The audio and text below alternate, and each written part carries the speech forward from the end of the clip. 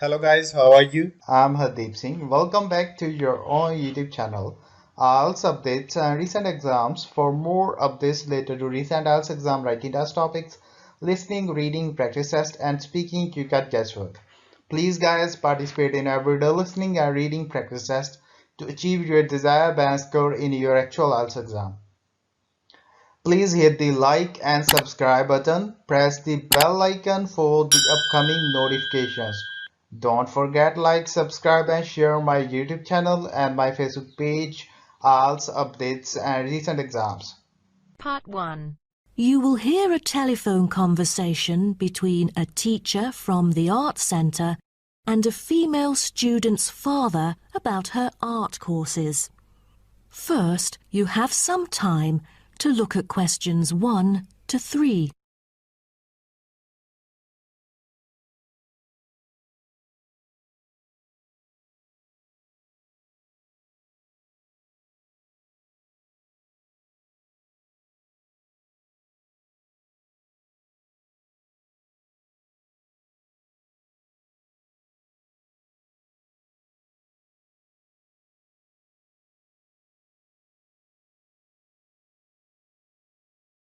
Good afternoon. May I speak to Emma's parent? Afternoon. I'm her father. Who am I speaking to? This is Emma's teacher, Jane Carson, calling from the Arts Centre. I'm just calling to talk about her drama class at the centre. Oh, thank you for calling. How's Emma doing in drama class? You know, she just transferred here last month, unlike the others in her class who have been taking the course the whole semester since June. So I'm a bit worried that she might not fit in so well. There's no need to worry. She exhibits a strong performance in her drama class. Is that so? Yes, she didn't adapt to the new environment as quickly as I originally expected and seemed a bit shy at first, but a few days later she made a couple of friends and became more talkative and also more involved in class.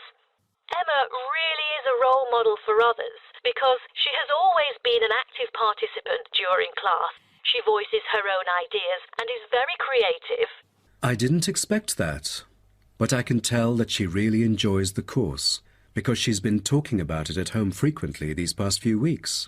That's great to hear. Interest is always the best teacher. I also have to inform you that there's been an adjustment in the timetable of the drama class next term. Why is that? It's not that the music room that we currently use isn't available. As there are too many enrolling for the coming semester, increased class size means that space is limited to house the whole class. Also, the new classroom we use is not available during the current time frame, so I'm afraid we have to change the time for it. I see. So when would it be? As you know, the current class begins at 3:15, but the new time of the drama class would be 4:45. I'm afraid I have errands to run during that time. On the other campus, the class still begins at 3:15, but for the campus Emma goes to, it is the only time available for drama class. Oh, I see. I have to make adjustments to my course schedule then. No problem. Before you hear the rest of the conversation, you have some time to look at questions 4 to 10.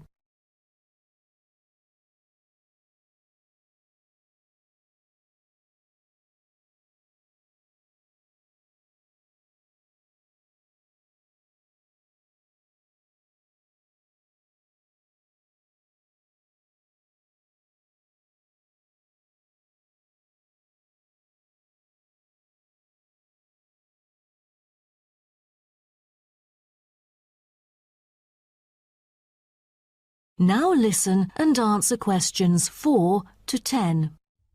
Miss Carson, I'm thinking about signing Emma up for another art course. I'm thinking about dance class.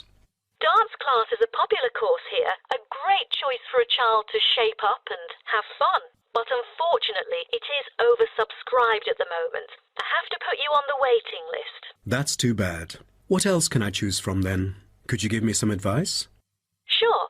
Emma could take singing class as well. This would improve her musicality. Sounds good. When is that? It is held every Friday evening. That's too bad. Emma already has a swimming class earlier that evening. It will be too late for her to come home if she takes this course. There is also a vocal course available. Emma's got a great voice. I'm sure she'll stand out in the class. Tell me about it. The vocal course starts at 4:30 p.m. every Tuesday. It isn't fully booked yet. Great teacher, experienced and beloved by students. The price is a bit higher though. How much is it? It's $110. Oh, that's too much. Way over our budget. We have to cover the extra cost if we choose it. Or maybe Emma could take music class. What is it about? Learning about songs and musicals. Well, the students have the opportunity to play different instruments like the piano, drum and so on. They can also learn to write music under professional guidance. That's exactly what Emma is eager to learn. How much would it cost? It was $63 last term, but this term it is $85, $22 more than the original price. We can afford that. When does the course begin? The course starts on September the 7th. Can we start 1 week later, on September the 14th? My daughter will be on a trip to France with her mum on the 7th. No problem, and the teacher for the class is Jamal Curtis. Just contact him if you have any further questions regarding the course. Jamal Curtis? How do you spell Curtis? Oh, it's C-U-R-T-I-S. Thank you. That is the end of part 1. You now have half a minute to check your answers.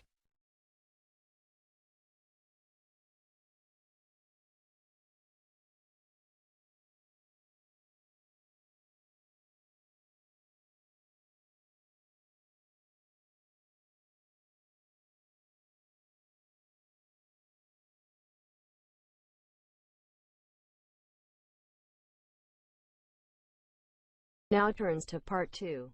You'll hear a coordinator for the annual ski and snowboard exhibition talking to the audience about some practical information for the whole event. First, you have some time to look at questions 11 to 15.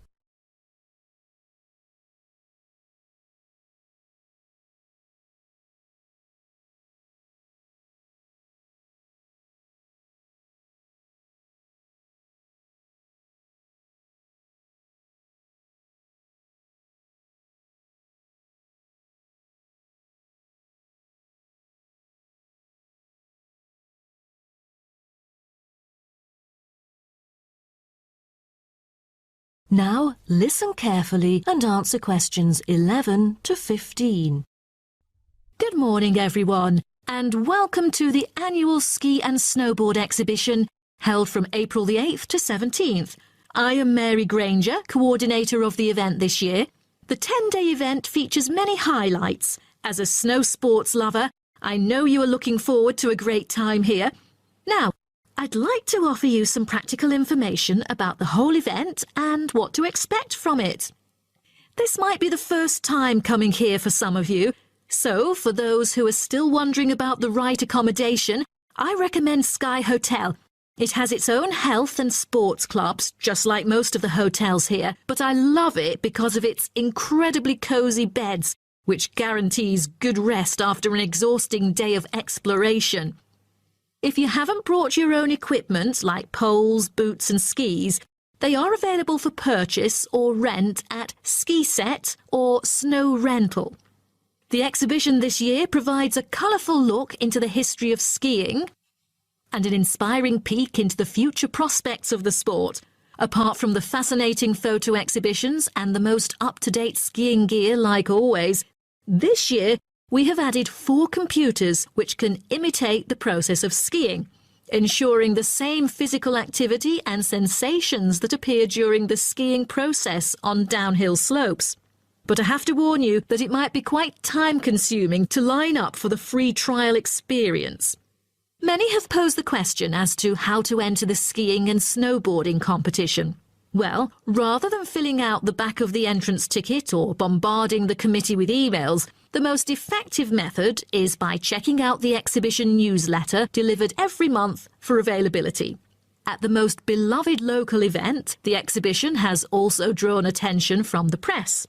Last year, massive media coverage was on the worrisome amount of snowfalls, In order to avoid the same predicament, several artificial skiing slopes have been built.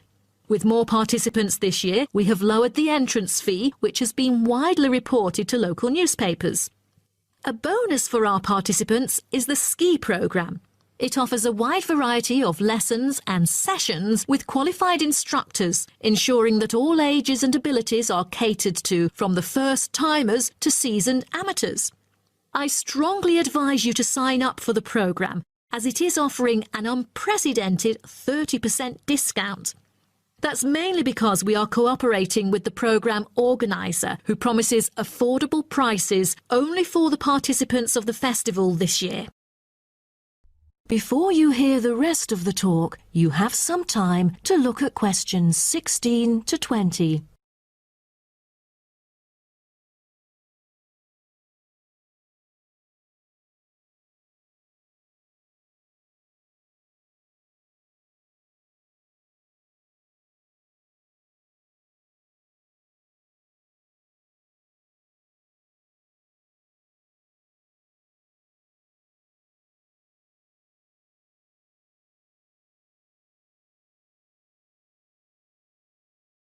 Now listen and answer questions 16 to 20. Now, I would like to introduce you to the list of presentations during the following week so that you can better plan your schedule. The first presenter, Simon, is one of our best ski instructors. As an experienced instructor, he will inform you about the dangers that face skiers and snowboarders. Accidents happen mostly to those who are careless or ignorant. Good risk management involves considering both the probability and consequences of an accident. The next speech, titled Solution, is given by Jamie Kurt. A list of problems may occur to novice skiers and snowboarders, so he is going to offer useful information for first-timers on choosing the appropriate gears, the right dress code, and ways of protecting your skin. For instance, some of you may have rented the skiing equipment, but rental footwear is notoriously uncomfortable. Then, Jamie will provide instructions to help make your footwear fit better. The third speech is about a documentary introducing skiing and snowboarding and the difference between the two sports. It also depicts a group of snow lovers exploring new slopes with breathtaking views. The director, Andy Fisher, will be there, addressing the whole shooting experience. The fourth talk is about the tricks of skiing, presented by Harry Tyson. It is most useful for those who have already tried skiing, yet still need more practice to master the sport. Harry will teach you how to turn more skillfully. A lot of people can keep their skis roughly parallel, but there's no point if you make it hard to work with and slide around out of control. Useful exercises will also be suggested to improve your parallel skiing technique so that you can tackle steeper slopes and enjoy yourself more. Jason Smith will be the last presenter, mainly addressing towards advanced skiers. He manages to apply snow climbing into skiing. Climbing in soft snow, you are floundering around. Walking becomes harder. So, a good trick during climbing is to maintain a wider gait, approximately shoulder width, so that you are more stable while walking. This works for skiing as well. That is the end of part 2. You now have half a minute to check your answers.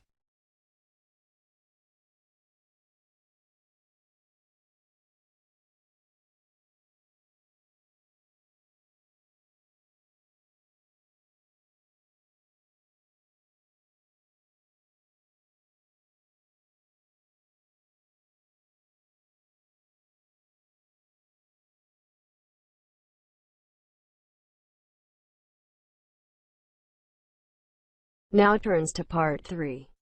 You will hear a student called Greg talking to his student about the study of the wind farm in Australia. First, you have some time to look at questions 21 to 25.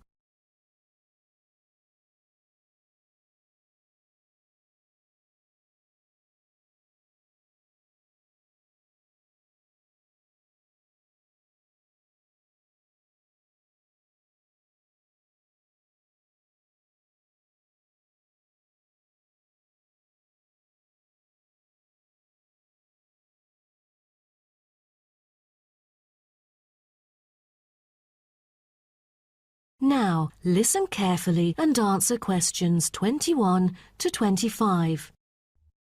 OK, Greg. So I finally managed to read the article you submitted, the one about the study of the wind farm in Australia. You did? Great! What did you think of it? Yeah, I was a little confused at first because of the background information you failed to present on the paper. I mean, it's kind of important for you to give some general knowledge before you start actually writing on the main theme. Oh, I was thinking of doing that during the presentation session, but now that you have mentioned it, I could add it to the beginning of the essay. I've done some research on that, to think about the different ways that people use wind. Wind is one of our cleanest and richest sources of power, as well as one of the oldest. Windmills began to be used in ancient Iran back in 7th century BC. They were first introduced to Europe during the 1100s, when armies returned from the Middle East with knowledge of using wind power. For many centuries, people used windmills to grind wheat into flour or pump water from deep underneath the ground. During the 1970s, people started becoming concerned about the pollution that is created when coal and gas are burned to produce electricity. People also realized that the supply of coal and gas would not last forever. Then, wind was rediscovered and carried out into research for the first time. Greg, why don't you just put all that information together and present that in the introduction part of your essay? Okay, I'll do that. What also intrigued me was that there were disadvantages about a wind farm. You see, all the conventional green scenarios for reducing carbon emissions include a dramatic upscaling in renewable power generated by wind, both on and offshore. However, the environmental impacts of this large-scale industrial deployment, both of turbines and power lines, frequently in relatively natural areas, are often neglected by climate campaigners. For example, wind turbines have the reputation of generating noise as well as electricity. So as more electricity is produced, they can be really noisy. Another thing is that some new turbine blades kill a worrying number of birds, especially large birds like raptors. But there must be a bright side, right? Yeah, of course. According to figures pulled together by consultants of the Intelligent Energy Systems using data from the Australian market operator, wind energy accounted for 50% of demand in the state.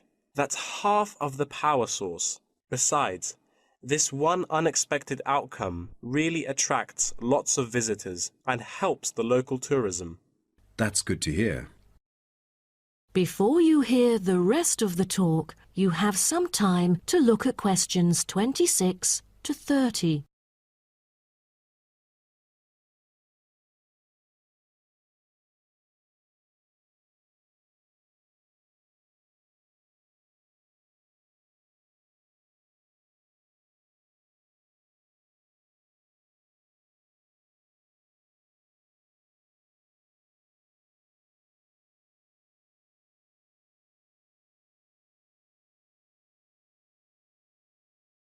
Now, listen and answer questions 26 to 30. Oh, how about the structure? Offshore wind farms consist of a number of connected elements. These include the turbines, foundations, array cables, offshore substation, export cable, and onshore substation and infrastructure. Just a single one of these giant wind turbine blades, produced by manufacturer Siemens, is almost as big as the Airbus A380, the world's largest plane. That's made in Europe. Impressive. Actually, at first, there were protests among residents who claimed themselves to be victims of land loss and noise. Then, policies came out really quick, and then they could get allowance from the government. From then on, things went smoothly. What would happen in extreme weather conditions? I mean, it could be dangerous if hurricanes occur. A motorized operating mechanism enables the device to be switched back on remotely. All versions feature the modular design and share the same complete range of standard accessories. thanks to its very extensive operating temperature range of -25 to 70 Celsius and its strong temperature range of -40 to 70 Celsius. It is ideally suited for use in wind turbines under extreme climatic conditions, though they do have an option to lower the speed of it. Wonderful. Then, what were the fans, or turbine blades, made of? Is it a special kind of metal?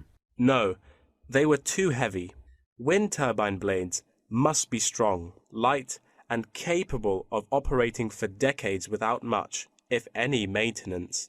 Fiberglass is one of the main components of many large-scale wind turbine blades. The material is used because it is lightweight, easily shaped, and not too expensive. Another material used to make longer turbine blades is timber. This material is too expensive to use amongst all the blades, but on the longer blades, it's used to help reinforce them because it is stiff and light. That is the end of part 3. You now have half a minute to check your answers.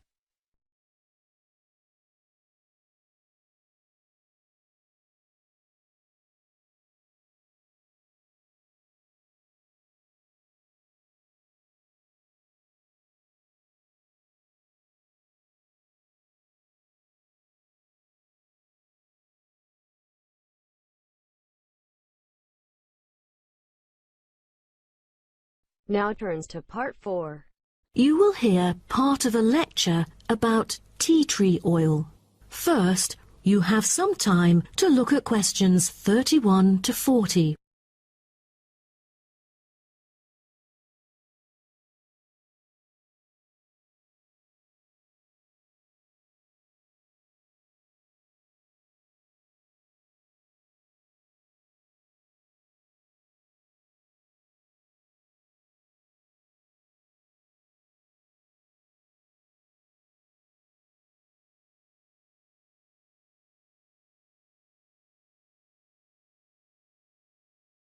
Now, listen carefully and answer questions 31 to 40. So, what I'm going to talk about to you today is something called tea tree oil, which was first extracted from Melaleuca alternifolia in Australia. This species remains the most important commercially. Several other species are cultivated for their oil extraction. There is a very long history of tea tree oil's use in aromatherapy. Traditionally, Melaleuca alternifolia leaves were crushed and the oil was inhaled by the Aborigines of Australia for the treatment of coughs, colds and also for the treatment of wounds. For instance, they chewed the young leaves to alleviate headaches and took them to treat sore throats or skin ailments. The Aborigines world was discovered by Willem Janszoon, a Dutch explorer who was the first European to sail to Australia. In 1606, he reached the northern coast of Australia in his ship. Then several voyages of exploration followed in the first half of the 17th century. The Dutch found it a paradise on earth for man's well-being, with timber, stone and lime for building. There was also plenty of salt, and the coast was full of fish. Besides, they found the characteristics of the diet there because they happened to meet 10 naked black Aborigines having a meal in the open air. While the value of tea tree oil originated from Australia, it was gradually known and tested by the outsiders. In the middle of the 18th century, Sir Hugh Palliser, an officer of the British Royal Navy who had been to Australia several times during that period, got serious injuries all over due to his experiences in several wars. For more than the last 15 or 16 years of his life, he seldom laid down on a bed because of the constant pain in his leg. Then he tried tea tree oil, as it was said that tea tree oil could operate as a very powerful immunostimulant for pre- and post-surgical care. The use of the name tea tree, also called paper bark trees, probably originated from Captain James Cook's description he made soon after he had arrived at the coast of New South Wales in 1770. At the time, he witnessed some Aborigines of Australia using one of the shrub's leaves to make an infused drink in place of tea. In the 1920s, Some human clinical research and the documentation of many benefits associated with tea tree oil were credited, which were made by Dr. Arthur Penfold, an Australian government chemist. He investigated the business potential of a number of native extracted oils, then reported that tea tree oil was promising as it exhibited powerful antiseptic properties. But after World War II, the entry of antibiotics declined the use of natural products in medicine, which had a negative effect on the production of tea tree oil. As such an important and valuable material in the world, how is tea tree oil produced? I think most of you are curious about this. Tea tree oil can be extracted in some different ways, but the most traditional way is steam distillation. Once harvested in winter, when the amount of required essence in oil meets the needs for production, the finely cut trees are transported to a steam distillation facility. The extraction is made by distilling the leaves in specially designed stainless steel stills, along with the stems, to yield pure oil. The water-filled boiler is heated and constantly monitored to maintain the correct temperature. Both the steam and oil evaporate and then condense as they run through a pipe into the collecting container, where the oil floats to the lid, while the water, because of gravity, goes steadily out the lower exit pipe. At the end of the hour, the oil is siphoned off through the upper pipe, while the condensed steam floats through the lower pipe towards the ground. At the end of each distillation, all the spent plant material is hauled out of the still pot by hand with a short rake, piled onto a trailer and spread where required as a thick woody mulch. That is the end of part 4. You now have half a minute to check your answers. So guys, don't forget like, subscribe and share my YouTube channel and my Facebook page, IELTS updates and recent exams. For more updates related to recent IELTS exam writing test topics, listening, reading, practice test and speaking, you got guesswork. Please guys, participate in everyday new IELTS listening and reading practice tests to achieve your desired band score in your actual IELTS exam. For more IELTS material, visit my official website www.ieltsupdatesandrecentexams.com. The link is given below in the description. If you need PDF files of latest IELTS material, then please join my Telegram channel. So guys, please write your score below the comment section. Again, thanks for listening. God bless you all guys. Stay tuned, stay safe.